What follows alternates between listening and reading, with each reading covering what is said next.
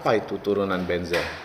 Nah, seperti yang kita pelajari di pertemuan sebelumnya, benzen itu adalah suatu senyawa hidrokarbon dengan rumus molekul C6H6. Ada 6 atom H pada benzen. Nah, kalau salah satu atom H pada benzen, kalau satu atau lebih atom H pada benzen, kita ganti dengan gugus lain, maka senyawa yang baru itu disebut namanya turunan benzen. Nah, sedangkan atom atau kumpulan atom pengganti atom H yang hilang tadi itu disebut namanya substituen. Ya, jadi prosesnya substitusi, sedangkan atom atau kumpulan atom yang menggantikan atom H pada benzen tadi itu disebut namanya substituen. Nah, jadi proses substitusi itu menghasilkan senyawa turunan benzen. Nah, kita lihat contoh-contoh turunan benzen. Yang pertama yaitu halobenzen, di mana gugus fungsinya ataupun atom yang menggantikan atom H yang hilang itu berasal dari atom-atom halogen, yaitu F, Cl, Br, dan I. Nah, benzen kalau kehilangan satu H namanya fenil. Kalau seandainya yang masuk adalah F, namanya fenil fluorida, atau boleh juga disebut fluorobenzen. Tetapi kalau seandainya X-nya ini atau gugusnya ini adalah Cl, maka namanya klorobenzen atau fenil klorida. Ya. Kemudian kalau Br di sini, maka namanya bromobenzen atau fenil bromida. Dan kalau I di sini, maka namanya iodobenzen atau fenil iodida. Nah, tetapi seandainya atom H pada benzen itu diganti dengan metil, maka turunan benzennya itu disebut namanya metil benzen atau toluen. Ya, kemudian kalau seandainya hanya diganti dengan OH atau gugus hidroksi, maka senyawanya itu disebut namanya hidroksibenzen atau biasa juga disebut dengan fenol. Nah, perlu anak-anak kami ketahui, fenol ini dia bersifat asam, jadi merupakan asam lemah ya. Kemudian kalau atom H tadi diganti dengan NH2, maka disebut aminobenzen atau dikenal dengan anilin. Nah, kalau fenol dia bersifat asam lemah, kalau anilin dia merupakan basa lemah ya. Kemudian yang berikutnya turunan benzen yang lain.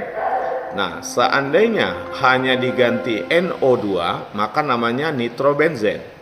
Dan kalau diganti dengan COOH, nah maka turunan benzen itu namanya asam benzoat.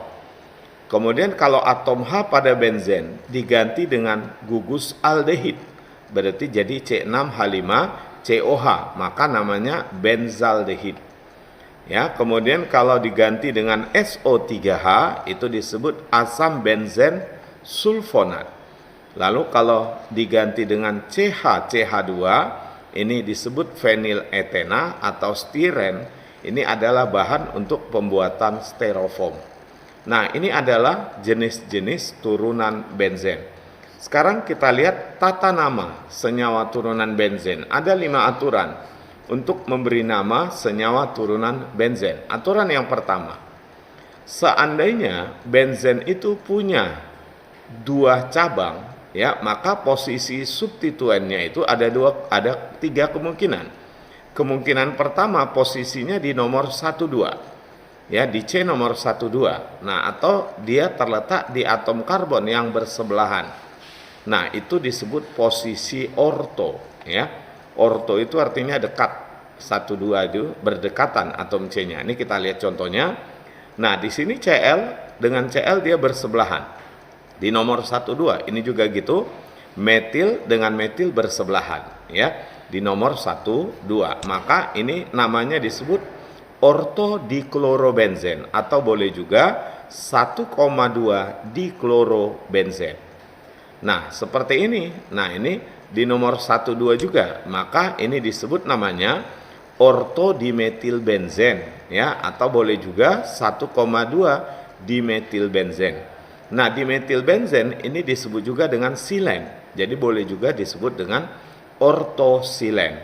Kalau seandainya CH3-nya cuma satu, namanya toluen. Tapi kalau dua seperti ini, silen. Jadi boleh juga disebut ortosilen. Nah, ini kalau posisi cabangnya bersebelahan ya. Nah, kita lihat yang berikutnya, selain 12 bisa juga posisinya di nomor 13. Kalau di nomor 13 kita sebut namanya meta ya. Jadi selang satu dia, selang satu, ada 01 di antara dua cabangnya tadi atau dua substituennya tadi ya. Nah, ini contoh kita lihat di nomor 1 dengan nomor 3 ada 01. Di nomor 1 dengan nomor 3 ada kosong di nomor 2-nya. Nah, jadi kita beri nama yang ini metanitrodinitrobenzen atau 1,3 dinitrobenzen. Nah, yang ini 1,3 dibromobenzen atau bisa metadibromobenzen. Nah, ini kalau posisinya 1,3. Tadi 1,2 adalah orto, 1,3 adalah meta. Kemudian bisa juga nanti posisinya di 1,4. Kalau 1,4 maka disebut namanya para ya. Jadi di sini letak substituennya itu tepat berhadap-hadapan, berseberangan ya. Nah, ini contoh berseberangan. Nah, ini berseberangan. Ini adalah NH2 ya, NH2 NH2. Nah, jadi kita lihat ini namanya para diamino karena untuk satu NH2 namanya amino, karena ada dua NH2 namanya diamino. Para diamino benzen atau boleh 1,4 diaminobenzen. Nah, ini para difluorobenzen atau 1,4 difluorobenzen. Ya, ya. Baik, berikutnya kita lihat aturan yang keempat. Nah, itu tadi kalau jenis substituennya sama ya, kalau jenis substituennya sama.